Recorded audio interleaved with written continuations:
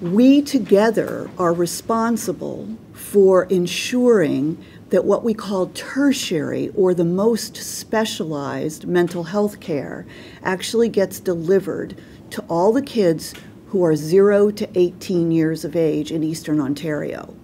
And the way that we divide it up is that CHEO does treat kids from 0 to 18 years, but in that 16 to 18-year-old range, we do a variety of outpatient interventions, and our inpatient intervention, though, is just stabilization of crises.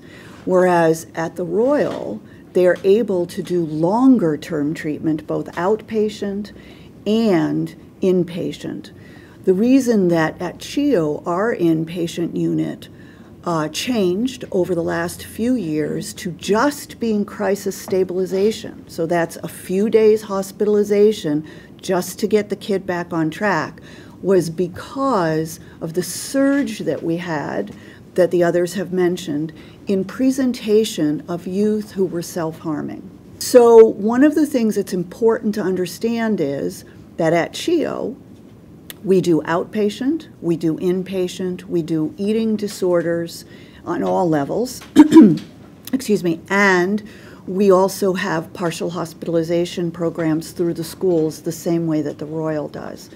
But for the older kids, that is the adolescents, our job has changed recently into let's get them through the emergency room and keep them safe. And that's all we've been able to do.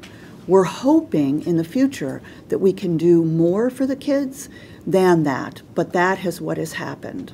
What we're worried about families. Families are under tremendous burden and stress. Schools have changed in that kids, for example, recess is often being taken away. So kids don't get up, they're not allowed to move around outside very much sometimes.